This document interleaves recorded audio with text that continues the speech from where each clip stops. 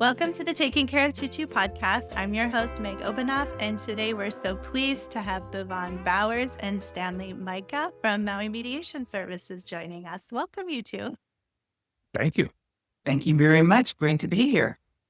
So, why don't you each tell us? Let's start with Bevanne, and I'd love to hear a little bit of how your backstory and how you came to be working with Maui Mediation Services. And after we have our intros, we'll start getting more into the nuts and bolts of what you folks do. Thanks, Meg. I am Bevanne Bowers. I am the executive director here at Maui Mediation Services. I've been in this position for the last 10 years. It was Wow, 10 years? Wow. Yeah, time has flown. I moved to Maui in 2011, and at that time, I pretty much planned on relocating my law practice. I was practicing in Tennessee doing primarily family and juvenile law.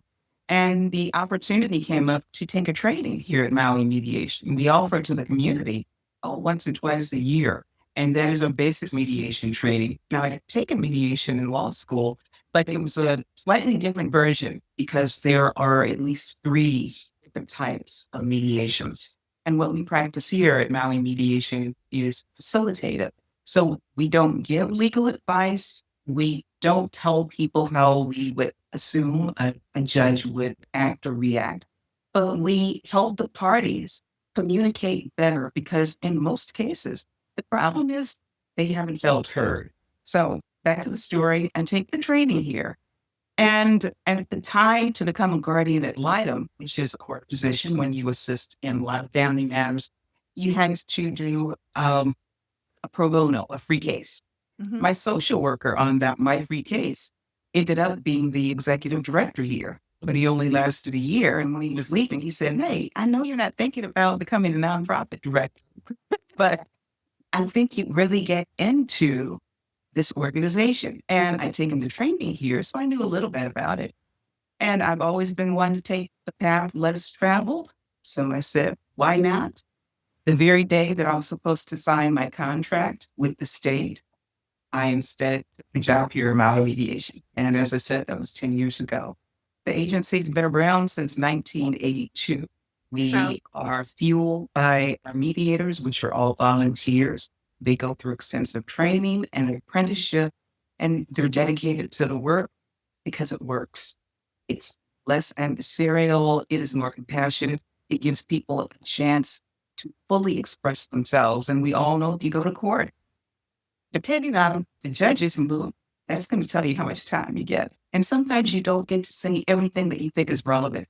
In mediation, you get that opportunity. And that's part of the magic of why we are so successful.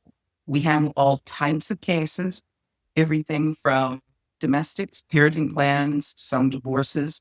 Landlord-tenants are big right now, primarily because landlords are required to come to our agency if they're seeking to evict a tenant for non-payment rent. But we also handle consumer, merchant, we've done personal injury, neighbor, real estate, AO, basically anything where there's a conflict that's not criminal and the parties are willing to come together. We want to help. So, Stanley, will you talk about experiences you've had doing those types of mediation? I'm Sure. guessing it's like who's I can like talk about figuring out caregiving, figuring out financial when someone is caregiving for a loved one.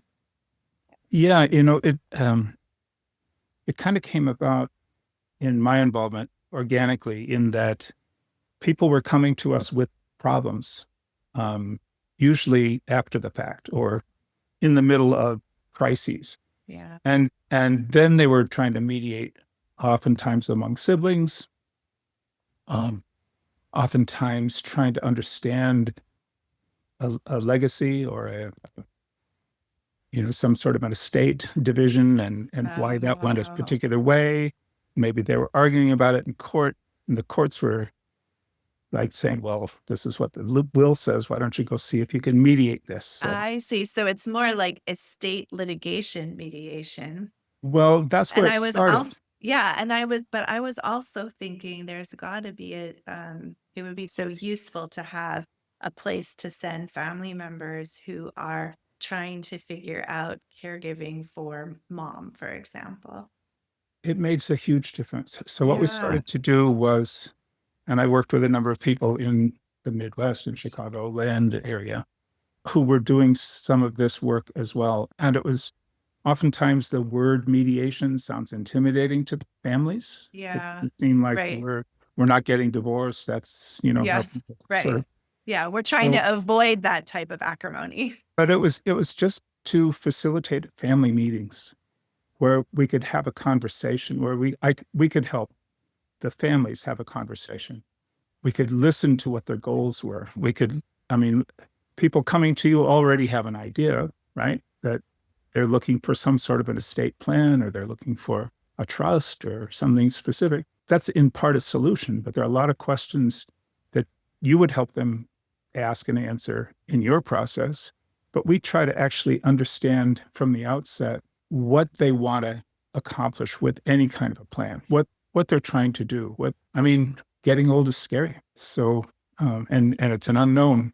People don't know what's going to happen. But if they actually have the conversation with their family at a time when they are still able to, and can communicate their wishes, can communicate their concerns, can involve their potential caregivers, or the people who might carry on with their legacies or whatever, and have a conversation about it. And people don't like to do that. And they tend to not want to talk about money, what they have, but they think it's going to generate a fight.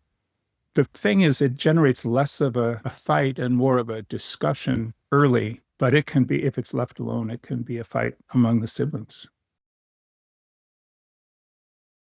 Bevanne, will you tell us about the process? How does someone become a customer or a client at Maui Mediation Services? My pleasure. We try to make it as easy as possible. Our website is where the process starts, and the website is www.mauimediation.org. You go to the website, it's the upper right-hand corner where it has the contact tab. Click on it. We ask that you fill out as much information as possible, meaning not just the person reaching out to us, but the other person or persons involved in the dispute. And then a little bit of the story of like what it is about. That's what it's about. Not a whole lot, because our case coordinators will then reach out to the person submitting the request. Mediation is two things. It is totally voluntary and it is totally confidential. So our case managers will contact the submitter and say, we received this, tell me a little bit about it. And they'll get a little bit of background. And then they'll reach out to the other party and invite them to mediation, because it's an invitation. We are not commanding, we are not demanding. Even when we have referrals from the courts, they can still say, no, I don't want to do this. And why do we want to go along with that? Because if you're forcing someone into a practice that they might know nothing about, be intimidated by, afraid of, how willing are they going to be to fully participate and fully expose themselves? Not really. And even if they get an agreement, how much buy-in is there?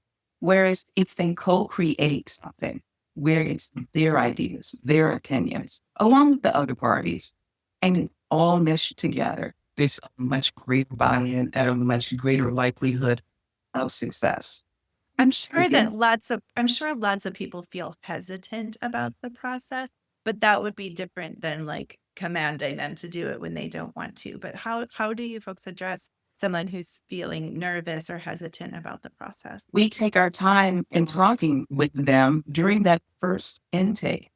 My case coordinators are compassionate. They're also very skilled. So they give people, and I was just having this conversation this morning with one of my case coordinators. We have to give them the space. And for the first time, usually, it's the first time they feel like somebody really cares about what they're saying.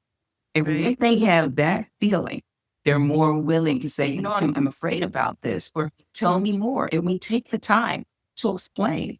I have one who's her favorite saying is, it's not like court. We sit and talk story. And that's exactly what we do. And for our form of mediation, we bring the parties together for a short amount of time initially. And that's just so they can both state what it is they're there for. But then we separate them.